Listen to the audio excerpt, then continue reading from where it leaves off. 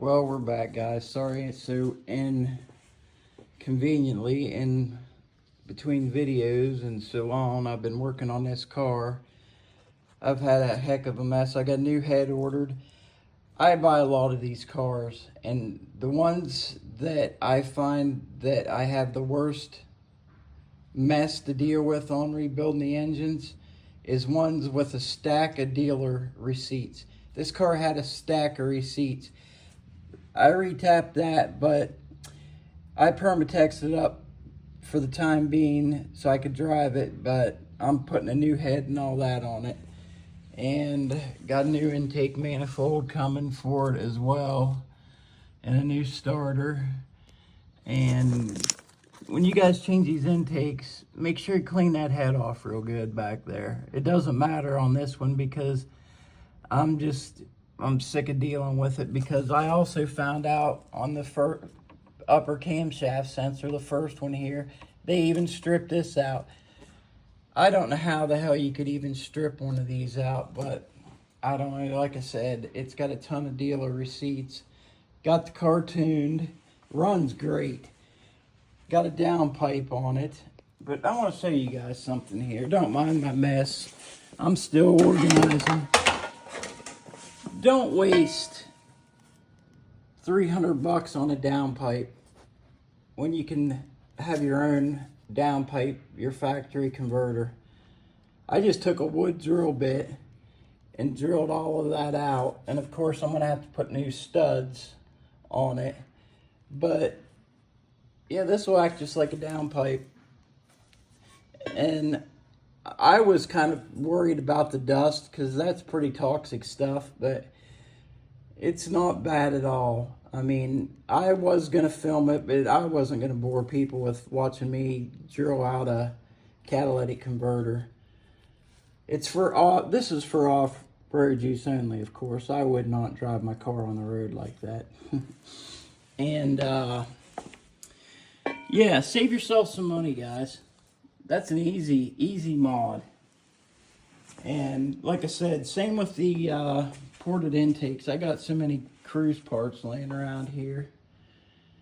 Oh, shoot. Here's one. But, yeah, I had a cruise kit on this, but I'm putting a OEM intake on it. But that's all you got to do.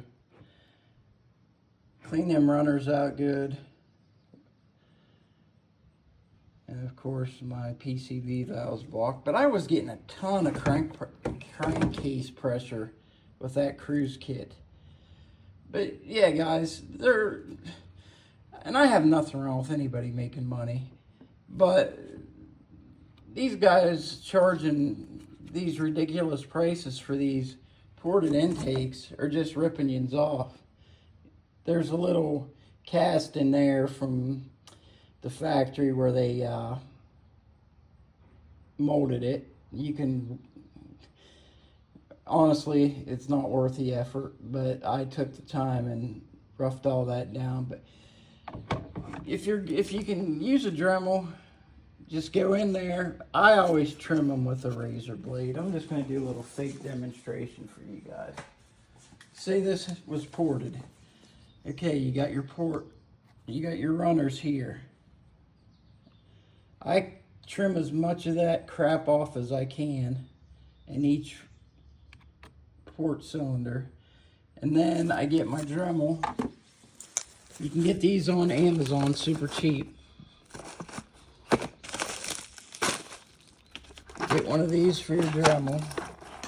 These rolled sandpapers. Use the lightest grit you can get. And just honestly, just take your time. You don't want to go through it because you're fucked.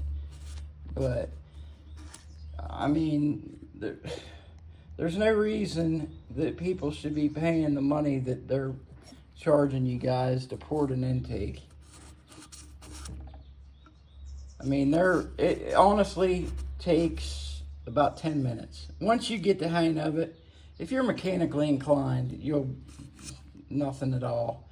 But for you guys that's kind of hesitant, just jump in. All you can do is mess it up. But those are some easy mods on this car, and I'm taking the bumper off right now. I think I'm gonna get a upgraded intercooler, and yeah, I took this thing for a test drive, and I got back and I thought, you gotta be kidding me. And from that, I think it'll be fine. I already put a Healy coil and retapped it. But like I said, I'm getting a new head and a new timing cover. I'm gonna redo everything on this thing, and I'm leaving it stock. I already got a nice Tremor Maverick, but I'm just gonna leave this stock. I think these cars look fine. These RS LTZs already got the sport suspension where it's lower to the ground a little bit, but I only paid $800 for this car. And you all seen the paint videos, the few people that watch my videos, but look at the paint on this thing now. Interior's nice. It's probably dirty right now, but I put one of those Android head units in. I got a buddy, online friend, who taught me a lot about those, and there's so much stuff you can do with those after you root it. Now that kind of stuff I'm hesitant to just jump head first in. And another thing I did, because on these purge valve connections, not the fuel line, that connection with the red clip sucks. And I think you get a lot of boost leak out of that. So what I did, I had a bunch of old overflow hoses that's already got the mold in it. I cut that off, and then I put a spring clamp there, and then I put a high pressure clamp there. And of course, when I get the engine back together, I'm gonna put that on the purge valve. But that's another thing. I did a smoke test on this. I was getting losing all kinds of boost out of that little red fitting connection that clamps onto the purge valve. So I got rid of that, and I did have it running long enough to test it. I didn't have any boost leaks, none. And as far as the cruise kits go, I give a lot of props to the guy that did it, but my biggest complaint with those, there's too many places for boost leaks. And like I said, I had tried one in this one, and I had so much crankcase pressure, it was awful. So, but that's about the end of it today. I don't know if you guys are into cards too, but I got a bunch of new baseball cards I'm gonna have on here. I've been buying the hell out of George Springer cards. His stuff is so undervalued, it's ridiculous. And Andy Pages for the Dodgers is another one to be buying. Nick Kurtz, of course, but you're going to pay for him and Jacob Wilson. And who else have we been buying? And I'm not even a Blue Jays fan, but we've been buying a lot of Bo Bichette cards. You can get his stuff for pretty cheap. And he's a hell of a ball player. But and another product me and my youngest son, just got into collecting. I'm totally all over the place on this video, but we've been buying Donners, blaster boxes. And for the money value, to what you spend and to what you get, we got a top Series 2 Mega Box. We got a gold 2025 scrub. That was it. And maybe a 1990 All-Star. That Donner's box was loaded. I mean, he got a Nick Kurtz patch. I mean, it wasn't numbered, but you're getting something. And a Paul Skeens number to 199. So $24 for a blaster. We got our money back. But I know a lot of people don't like that unlicensed stuff, and I'm not a big fan of it. But I'm telling you guys, another big YouTuber just pulled another Barry Bonds 101. They are sending loaded cases to certain breakers. What is the odds of a big Pittsburgh fan who lives near Pittsburgh pulling 2 or 3 101 Barry Bondses? And regular low-key guys on Whatnot are pulling nothing. And it looks like Topps chromed the same way. I honestly think there should be an investigation in it, because all of us no-name guys are busting our ass every day and paying the same hard-earned money those guys are. And I'm not taking anything away from them guys. The guy that hit the Bonzes, he seems okay to me, but I know there's a hell of a backstory with him. I don't know. Sometimes I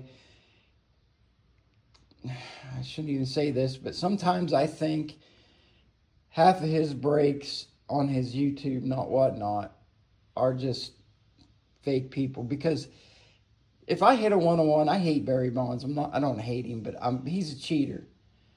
And Judge and Maris own that record. I'm sorry, but if I hit a 101 Bonds, I would immediately flip it. But I would at least be in the comments thinking, yes, thank you, blah, blah, blah. Nobody even commented, so I don't know. I'm not good at this filming yet, guys. Hang with me. I want to get this channel going because I'm 50 years old, and I had some problems back in the day with alcohol, and I have no friends anymore since I no longer drink and act like I'm in high school. But I wasted the best years of my life going out and partying and all that, and now I look back and think, the things I could have done. I mean, don't take me wrong, I got a great job now. I work remote from home for an insurance company I'm not going to name, and I got a nice life. I got a nice house, got a nice garage, of course, everybody can see. Got a new truck.